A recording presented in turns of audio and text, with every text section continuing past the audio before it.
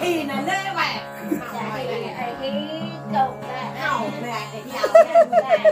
Vậy à?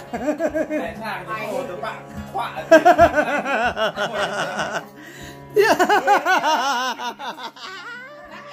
Có lẽ nay mà sang thì cô tụi bạn như sang nó đang nó cô.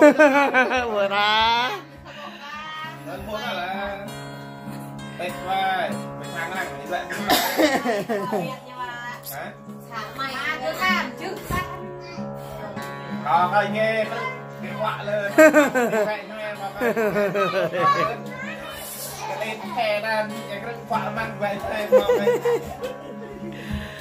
Rồi to phim đấy bạn. Mà mẹ anh prop mẹ này đây. Dạ, đừng. Em to lon ban to lọt thầu. Dọc tầm em cỡ qua. Hả? Dựa chắc là. Thế nào?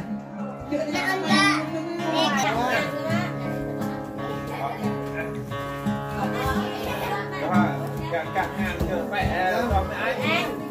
Anh cả ngàn cơ mà. Anh nghe con á. Đang ngàn đi sao? Dòng em.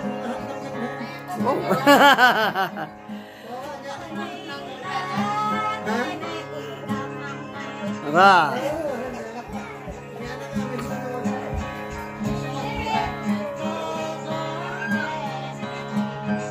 Đó nào đấy là gì ăn em.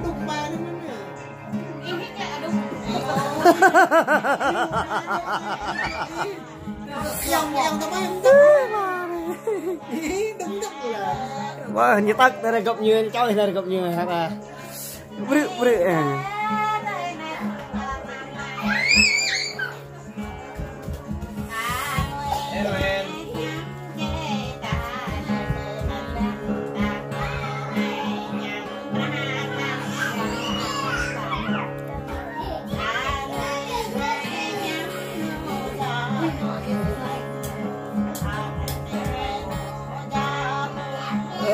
Lah nanya kacang nè.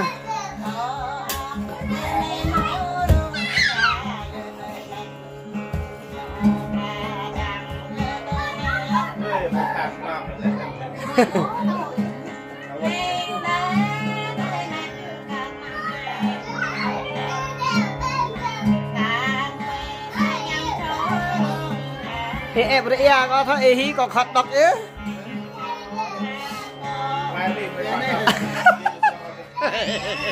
Vô dập lạc này.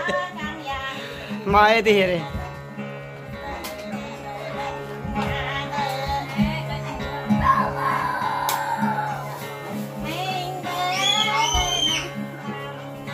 Thank you ạ.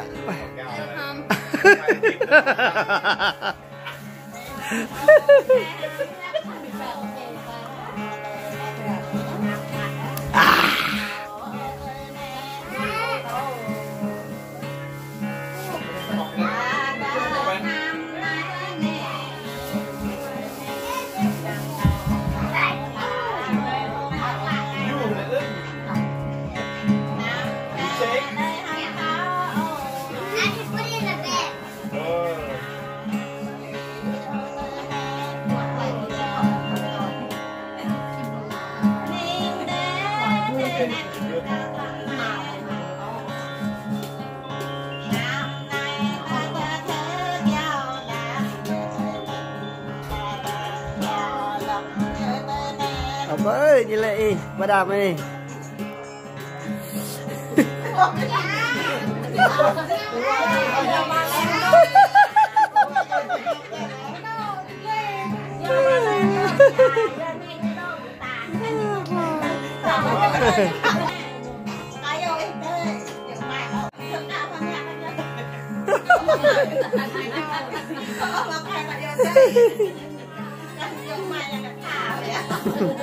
Bỏ cây vì mùi xem thì ông đi đi con xem mà đâu đã khói nó ra thế nó thấy như này. Nah,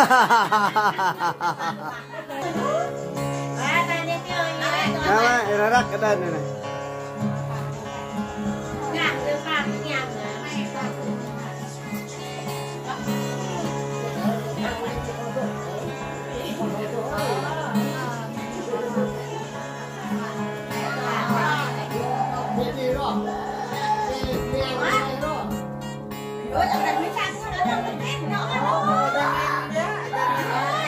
Dợ nó nói mòn nhạ đó nó nói.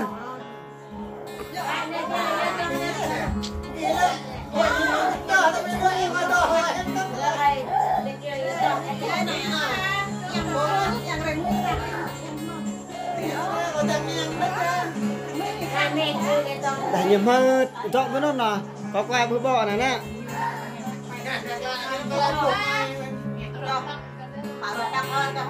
Họ rõ ra. Mày hả?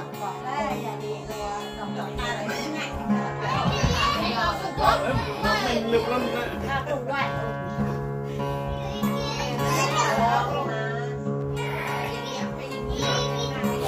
Có cái mình cái đỏ gặp đúng không ạ? Không ai nhà kia nữa này.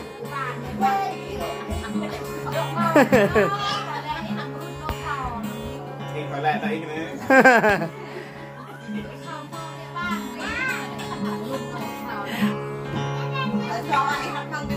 Nắm băng ra. Các bạn.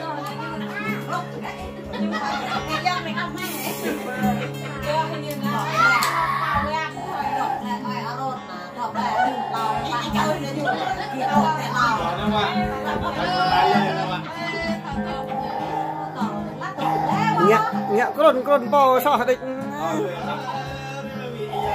chơi đi thì rõ ha nhiệt là con gà hay ai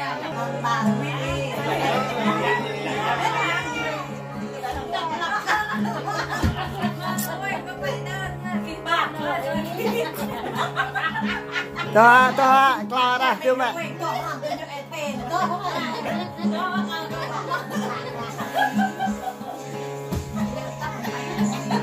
như là vàng vàng ấy.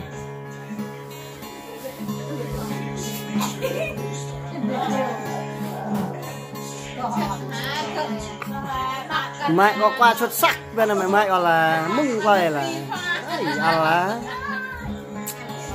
mẹ từ gà tôi yếu quay nó mẹ kia qua tôi bảo nè khọ lại có hỏi em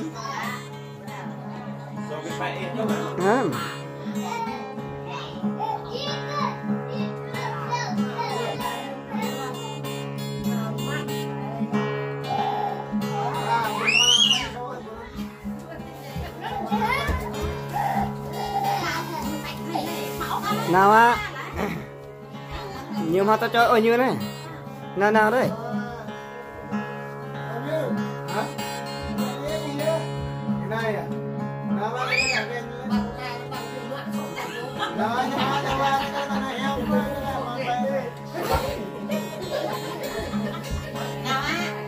nào á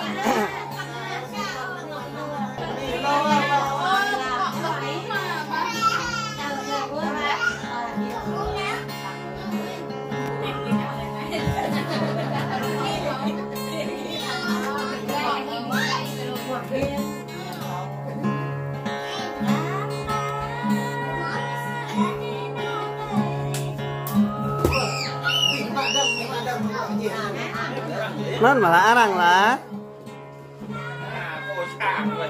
đó po sang đấy vòng rõ rồi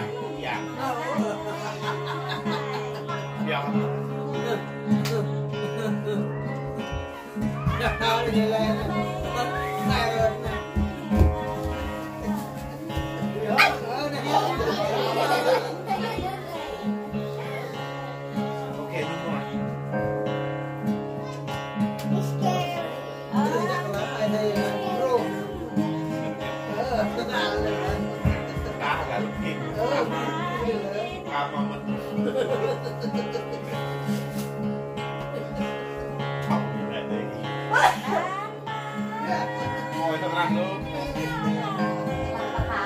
ta buồn ngủ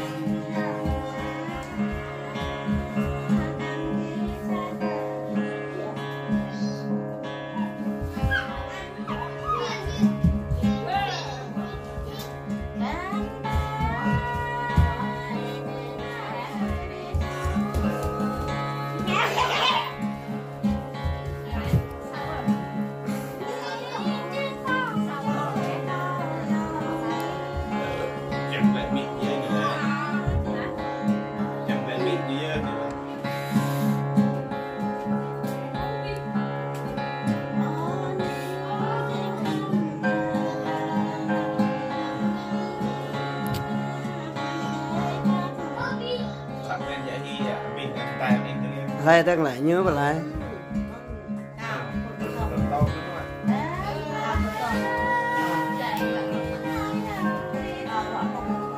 nu rạ sao hả về cái hình này